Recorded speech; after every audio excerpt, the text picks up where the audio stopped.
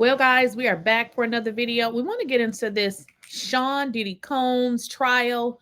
As you guys know, he has been sentenced to 4 years and 2 months in prison. Now, I don't know. What do you guys think? Do you think that that was sufficient? Do you think it was enough time? Or do you feel like justice was served? Or do you feel that the judge was biased?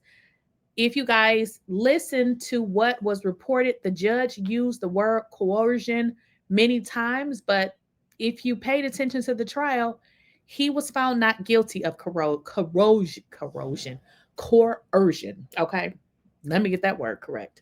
Well, being that he was found not guilty of coercion, why does the judge keep using that word? So many are thinking this judge was just biased and just didn't like Sean Diddy Combs the whole entire time. Keep in mind, he was ultimately convicted of the 2 Mann Act charges and still had to stay in jail the entire time, was never given any type of bail. Well, let me know what you guys think. We're going to get into this video. Make sure you guys are subscribed to the channel and also make sure you guys are liking the video.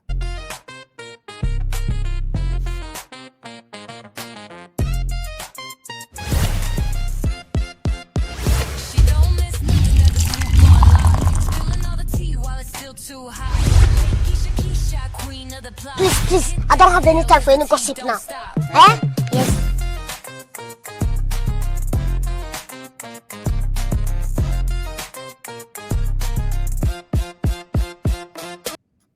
And let's kind of jump right in, guys. So what we have learned is that Sean Diddy Combs' attorneys are going to be filing for an appeal. And let's kind of get into what the lead attorney had to say. That the judge acted as a 13th juror, yes, one that we did not choose. Yeah, we are planning to appeal. I want to hear them, bro. We are planning to appeal. We think we have strong bases to appeal. Yeah. The strongest basis is that the jury reached a verdict on coercion.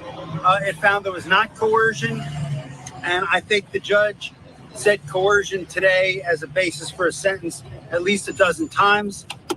We think that that is unconstitutional. Yeah. We think that a jury verdict should mean more than our jury's verdict seems to mean. And so we are planning to appeal. Absolutely. Filed a cross appeal. What would happen in that regard if they filed a cross appeal and then Sean Diddy Combs get a higher sentence?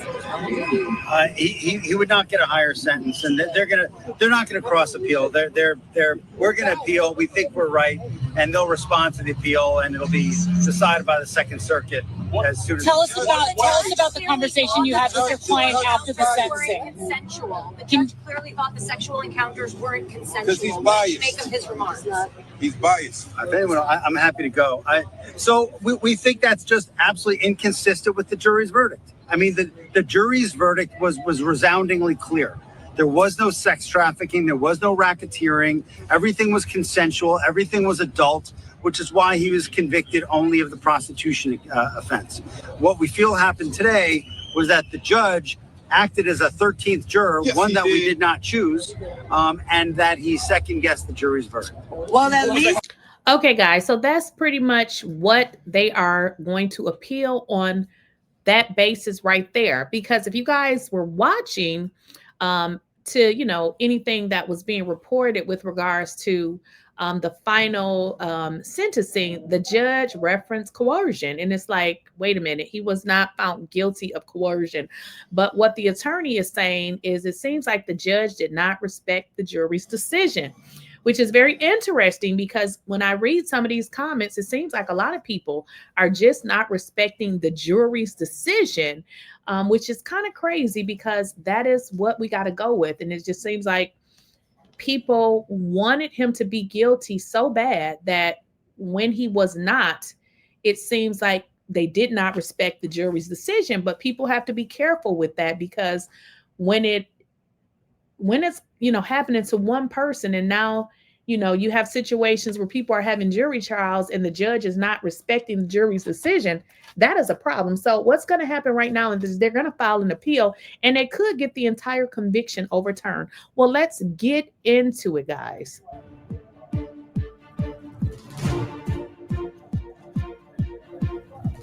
Hi there, everybody. I'm Deborah Roberts, and thank you so much for being with us and streaming with us. Tonight on Burden of Proof, the case against Diddy, a judge sentencing Seancombs to 4 years and 2 months in prison after the hip-hop mogul begged for mercy, essentially, in court. Right before the judge's decision, the 55-year-old stood before the court saying he had been stripped down to nothing, that he has nobody to blame but himself. Combs was convicted, you may remember, in July on the lesser prostitution-related charges in his sex trafficking and racketeering trial. Now, during the court today, he specifically addressed that hotel surveillance video so many people have seen where he's assaulting then-girlfriend cassieventura, apologizing to her today directly, calling that video disgusting and despicable. The judge in the case also took into consideration a letter from the prosecution's star witness, cassieventura, who wrote that she still has nightmares about what she calls the most traumatic and horrifying chapter in her life. Ventura also saying that she fears swift retribution if Combs walks free, so much so that she moved her family out of the New York area. There is so much to this case, so much to break down. And joining us later for a reaction is a former makeup artist to cassieventura who testified against Combs. And we're also going to have a prison consultant who has worked with high-profile inmates on how he preps clients for time in federal prison. And we'll ask him to weigh in on that business class that Combs has been teaching behind bars. Lots to talk about today, but we're going to begin first with ABC News chief investigative correspondent 𝐼𝐸𝐻𝐿. He's been on this trial from the very beginning in the courtroom and certainly was there today throughout. He joins us live outside the federal courthouse in Manhattan. Aaron, Seancombs was sentenced to 50 months, just over 4 years. What was that moment like for him in court? What was his reaction when he heard that?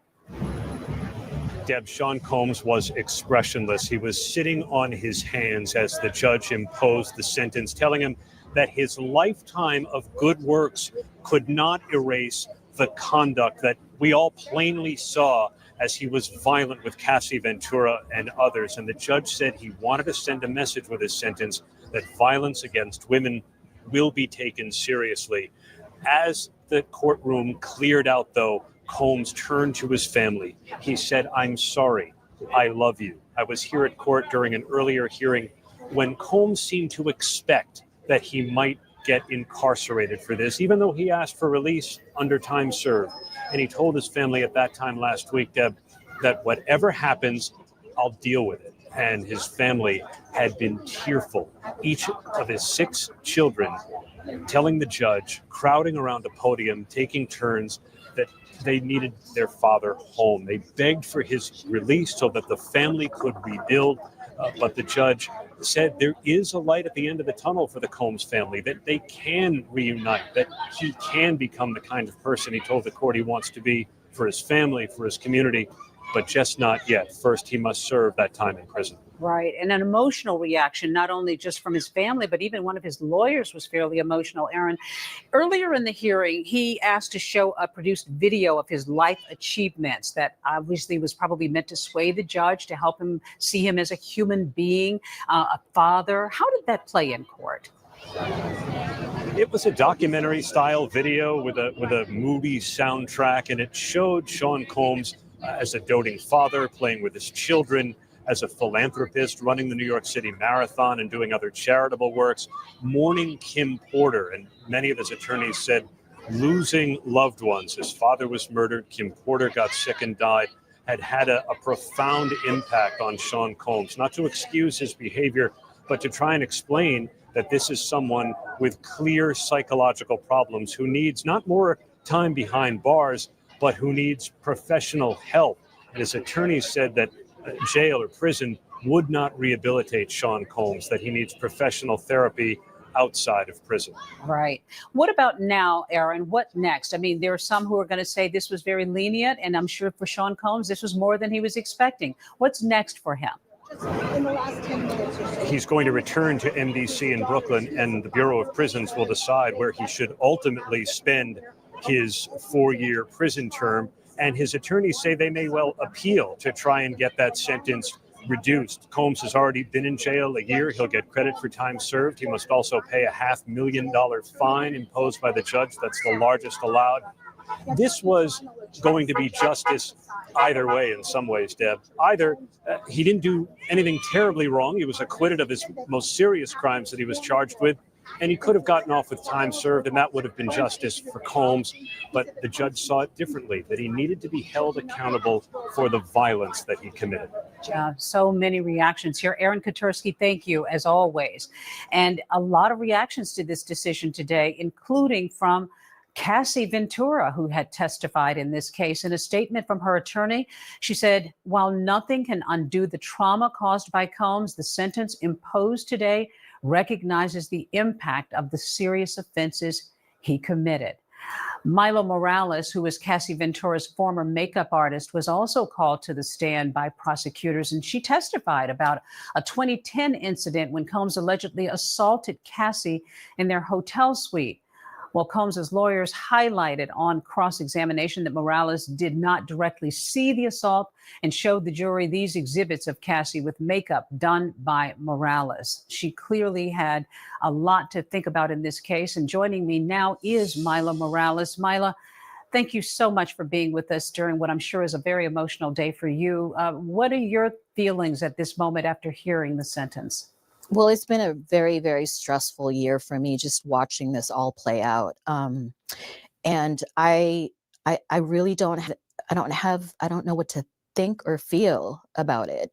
I'm just really disappointed as to, I've known for 25 years and we're here and he's going to jail. I just feel so much. It's just a very sad day. Mila, he spoke out for the first time today. He did not speak during the trial, but today Combs tearfully apologized to Cassie, saying that he was broken to his core. He also said he was apologizing to other victims of domestic violence, taking responsibility for his actions, really talking about himself and how he felt that he was responsible, nobody to blame but him. What do you think about his statement in court? Well, I don't always believe what Sean would say. I hope he's remorseful. I hope he's apologetic. And like I said, I don't know where we are right now in this place. And there's more to come, we know, because this case will continue on and there are going to be civil suits. You've been part of this high profile case. This is a man who was accused of great violence, intimidation. This clearly has not been easy for you and to be a part of this trial and to testify. Many people talked about being fearful. How has this impacted your life? It has impacted my life because I've known Sean for 25 years. And I've known Cassie since she was a teenager. And I used to travel the world with Kim Porter and Sean. And, I just think that a man with so much power, I wish that he would have done something better with it rather than here we are seeing him in court. Like I said, 25 years later, it's just a sad difficult story. Time. It's really difficult. Yeah. And you faced him in the courtroom too. Tell me a little bit about the sentencing today. I mean, I'm sure that there are plenty of people who feel maybe it's an insult to some women, in this case, particularly Cassie. Does it close a chapter for you, or what are your feelings about the finality of today? I feel like it does close a chapter for me. However, I just feel very defeated, and I feel defeated for the victims that he's damaged. He's damaged so many lives, and I hope, like I said, I hope he's remorseful, and I hope he is sorry for what he's done to these people, because this is going to impact the rest of their lives. Well, it clearly has impacted yours and so many others. And we wish you the best and hope that, as you said, that maybe you can sort of move forward. Milo Morales, thank you so much for being with us today. Really appreciate it. Well, now that Sean Combs has been sentenced, the big question is what comes next? He's been in custody in Brooklyn's Metropolitan Detention Center since September of 2024. And now, of course, he's sentenced to 4 years and 2 months in prison. Well, joining me now is Sam Mangle, a federal prison consultant who has worked with high-profile names from Steve Bannon to Peter Navarro, Sam Bankman-Fried. And we should note that he was not involved in this case, but we'll have some insight into what this is all about. Sam, thanks so much for being with us. Thank you, Deborah. You've consulted other high-profile cases, as we say. What do you begin to advise? I mean, Sean Combs has already been in jail for a year, but now he's going to federal prison.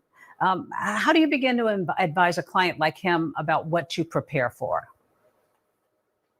I always tell clients, whether a politician, an actor, a billionaire client, or the run-of-the-mill businessman or doctor I deal with, it doesn't sink in until the judge reads the statement, "You are hereby remanded to the custody of the Bureau of Prisons for X number of months." And at that point, I explain at least most of my clients serve about 30% of that time in custody. It's a lot different for Sean Combs because due to the nature of his charge, he's not eligible for any time off of his sentence other than the 15% good time credit that's given to every inmate. Between that and the time served, he's going to roughly be in custody for about 24 months before he's eligible for home confinement.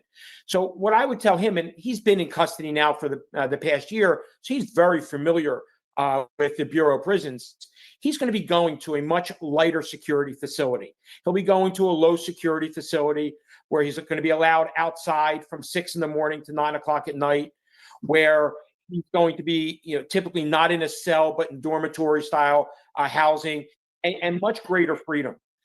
But depending upon where he goes, and I had the opportunity to work with the mother of 2 of his children a few years ago, and I spoke to her a few weeks ago specifically about where he's going. And where he goes will really dictate how he needs to assimilate and what type of programming might be available to him, really to keep him busy and make him more productive. Yeah, and very quickly before I let you go, he was busy while he was in the jail awaiting trial. He taught a 6-week educational class. Very quickly, is that something that might impact the way he goes forward and maybe his release?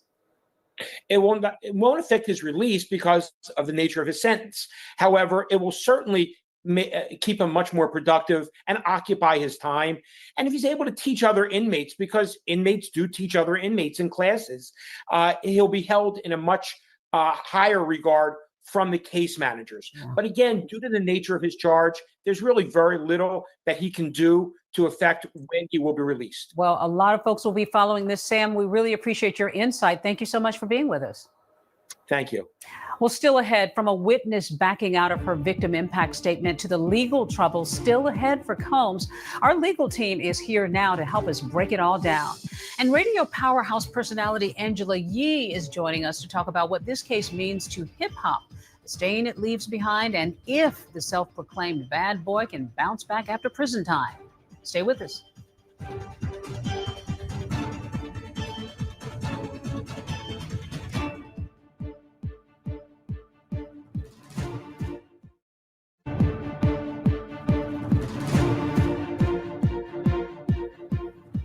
Welcome back, everybody, and thanks so much for streaming with us. So the defense asked for no more than 14 months, and the prosecution had hoped to get 11 years for Sean Combs, but ultimately the judge handing down a 50-month sentence in prison.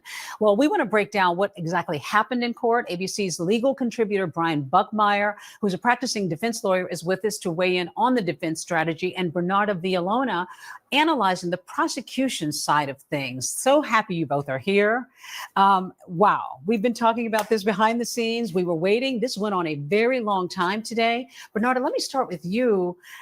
The big question is, who was the winner here? I mean, if there was a winner, Sean Combs was clearly surprised, but the prosecution must have been disappointed. Oh, absolutely. Today was definitely Judgment Day. So in terms of what happened today, you know, the judge definitely set out and told Sean Diddy Combs he's a bad boy for life.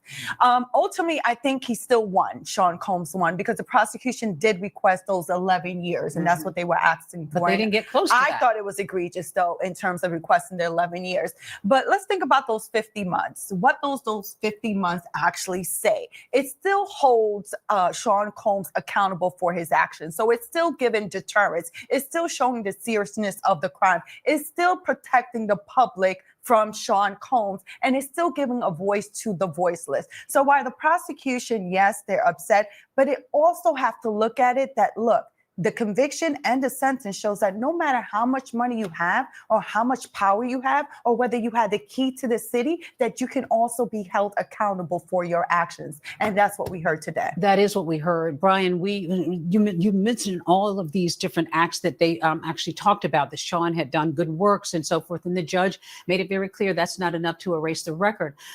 Brian, they did a lot today. All his 6 children testified. There was a video of Sean Combs showing him to be a really good father and all of that. Did that make a difference, do you think, with the judge? I think absolutely. And I think, Bernardo, see if you agree with me on this one.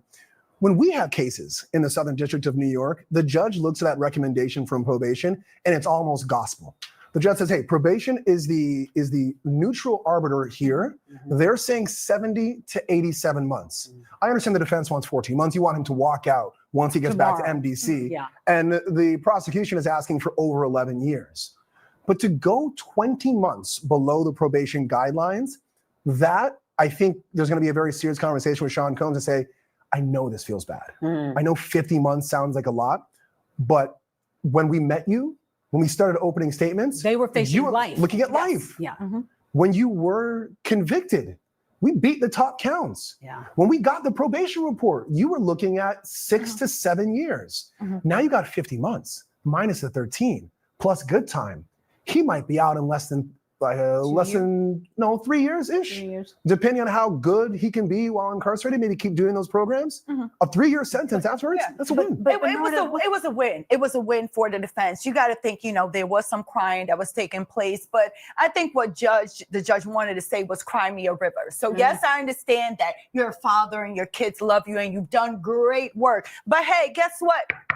I watched this entire trial. I saw how Jane testified. I saw how Cassie testified. I saw how Cassie mentioned these dear and sad and emotional and traumatic moments that she'd had with all these different escorts in terms of drugs and alcohol. And he made sure, the judge, to emphasize this when he handed out his sentence, that we can't forget that yes, you've done a life of good work, but it doesn't change what you were doing behind closed doors. Did the prosecution blow it for these victims? I mean, Cassie can't be really happy right now. Well, the prosecution only has so much control, because after the verdict is in, you've lost your mandatory minimum when the jury found Sean Combs not guilty of racketeering conspiracy. Because had he been found guilty of racketeering conspiracy, we would have been talking about at least 20 years across the board, and Jesus wouldn't have been able to help you on that one. So they didn't blow it. Okay, Brian. I would say that they did blow it in 2 occasions. One, in overreaching in terms of the charges that they put against Sean Combs when it clearly didn't have the information for it. And I think also asking for 11 years as well just kind of made the judge says, you know, that's not a realistic number. I think if the prosecution came and said, you know what, the government, probation is asking for 70 to 87, and they came and just said, you know what, give him 95. Right. Just give him it would have been much more of a reasonable request, and I think they would have got much higher overall. So I think overreaching hurt them twice here. I think a lot of folks are going to be debating this today. We could go on, but Bernardo and Brian, thank you so much for being here. Appreciate it. All right, well, coming up, a popular radio host who knows the hip hop scene very well. She's going to talk to us about the cultural impact and what this sentencing means for the pop culture atmosphere. Angela Yee is going to be here. She's going to join me live, so don't go anywhere.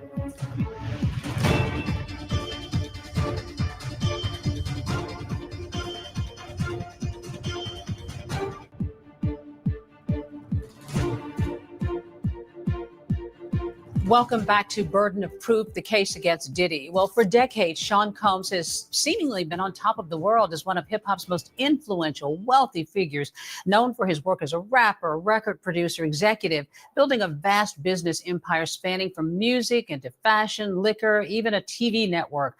But what does this mean now that his criminal trial is over and he's been sentenced? What does it mean for Combs as the world once knew him? Well, let's bring in radio host Angela Yee. Angela, thank you for being here. You have been in this world surrounded by so many different people and come across Sean Combs over the years. We know that he was a powerful figure. It was acknowledged in court. What is this going to mean now in the community? What do you think people are saying? Well, you know, Diddy was always the epitome of what it means to make it in the music business, the most successful, always on the top list when it comes to the most powerful entrepreneurs. So I think now he's going to have to redefine what that is. You know, I know we're looking to see what he's going to do when he finally gets released. I know he did not anticipate this happening. You can tell he had already set up some dates for things that he was going to do next week in Miami. They said to teach and not to, do anything else, but that's what they And he's been teaching behind bars too. And the judge even said, look, I hope you'll continue that work that you've been doing. So now it's going to be a full pivot. And I think he already was trying to make that pivot with the brother love and everything that he had reinvented himself with. And so I feel like he was already making that change because maybe he knew there's things from his past that he had to kind of account for. Well, as I said, you had sort of been in his orbit over the years. You made it clear, never really good friends, but you had a popular radio show that was The Breakfast Club, which was on Diddy's network, Revolt TV. Give us a sense of what that was like in that world, because there were so many people who rubbed shoulders with him. Yeah, you know, I think everybody looked up to Diddy. I mean, he was the person that was like the keynote speaker at this. He was the one that was like, okay, if you want to do a deal, if you want to make some money, that's the person you need to get next to. And so, you know, when it comes to clothing lines, when it comes to having his own network, we all were like, wow, this is amazing. Look at what this Black man is doing. And so now it's kind of like the blinds have been opened up and now we can see what was really going. But I also feel like there were always whispers of what was really happening. We've heard about the quote unquote freak offs and what happens at the parties after the actual like birthday party, what happens afterward, after hours. And it exposed a lot of people to a world they didn't know about. You've described it, the hip hop world back then, as sort of the wild, wild west. Yes. What do you mean by that? Oh, I think that a lot of times bad behavior was kind of par for the course. I mean, there's times when I first started in this music business, they told me I had to have tough skin. They told me there were going to be things that were happening that, you know, you have to learn how to be like a big girl and be okay with it. Even how people speak to you, how people treat you, being a woman in the business, you know, getting harassed was kind of like just part of what it was. And now I think, and I think this is fortunate that people have to be a lot more careful about how they talk to you, how they treat you, and what they do, because there has to be some type of accountability. Things have changed for sure. Well, what about bouncing back from all of this? I mean, we've heard that Diddy has been teaching a course while he was in jail. Maybe he'll continue to in prison.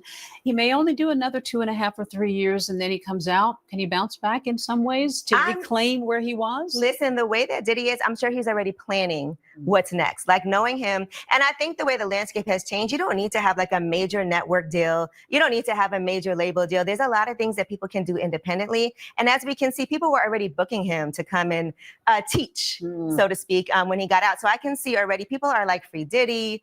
Some people feel like he didn't get enough time, but I do feel like there's going to be people and there's going to be ways that he can monetize things, telling his own story, telling his own redemption, and not have to do a major corporation deal. That's what I was thinking. If there's a movie, he will probably be involved in that production. A documentary, him talking about how he's changed. I mean, even seeing like that video they put together in court to show his family and everybody coming together to support him. He's a master marketer. Yeah. And so he's managed to reinvent himself time and time again. And he probably will again. Angela Yee, always great seeing you. Good to see you too. Okay, thanks so much for being here. Well, thank you for joining. Well, that is the question that everybody wants to know. You know, did he get enough time? Was this justice? Was this judge bias? And, you know, the conversation is everywhere and everybody is in different areas of opinion as far as, was this judge bias? Did Diddy receive enough time? And what we got to understand is you got to stick with the crimes that he was convicted of and not kind of be overwhelmed with everything you heard, because as you guys are aware, he was not convicted of those other charges. Let's get into what Diddy's lawyers are saying, because they are not very happy about this at all. We're hearing Diddy's attorneys speaking to the media after he was sentenced earlier today. This is live. Yeah, we are planning to appeal. Man, I want to hear them, bro. We are planning to appeal. We think we have strong bases to appeal. The strongest basis is that the jury reached a verdict on coercion. It found there was not coercion, and I think the judge said coercion today as a basis for a sentence at least a dozen times. We think that that is unconstitutional. We think that a jury verdict should mean more than our jury's verdict seems to mean, and so we are planning to appeal. Absolutely. Files a cross appeal. What would happen in that regard if they filed a cross appeal and then could 𝐤𝐮𝐬𝐜𝐫𝐿 get a higher sentence?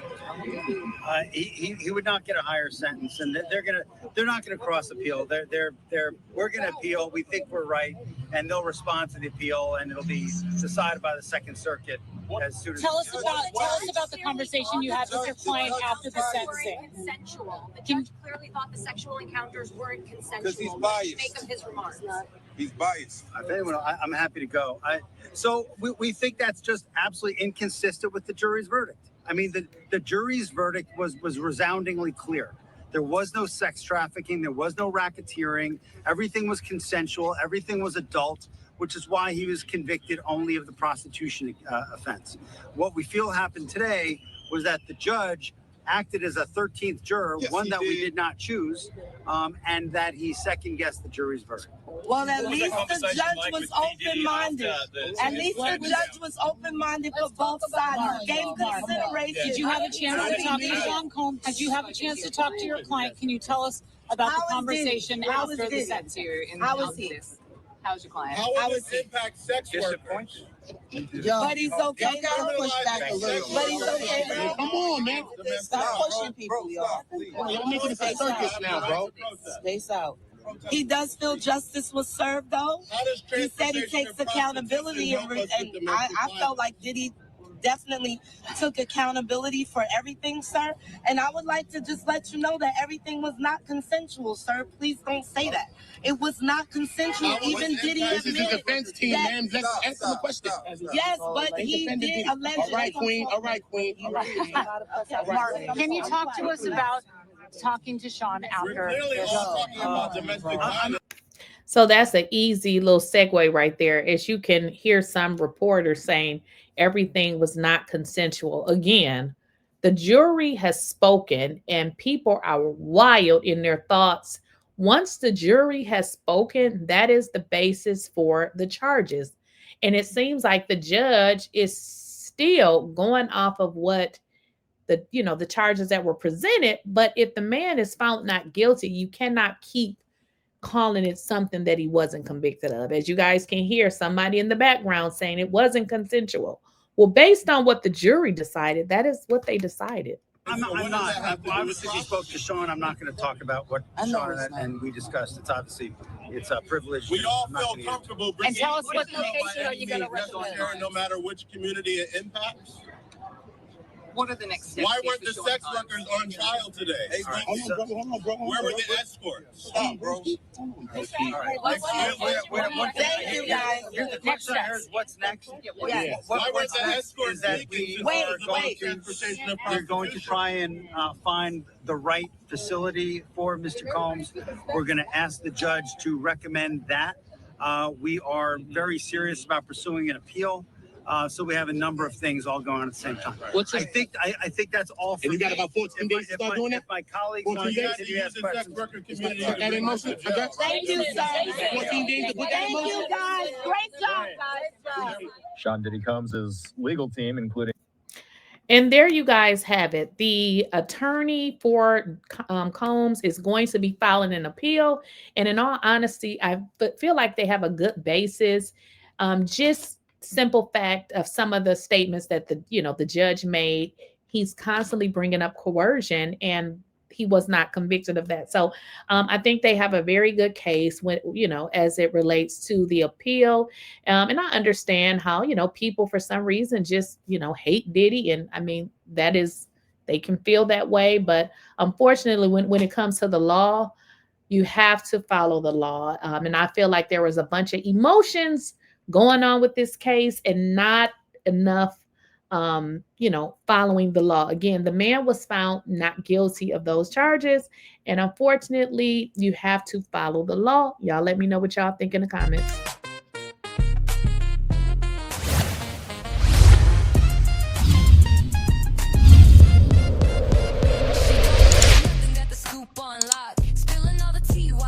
Too hot. Lakeysha Keysha, queen of the plot. Hit that bell, cause the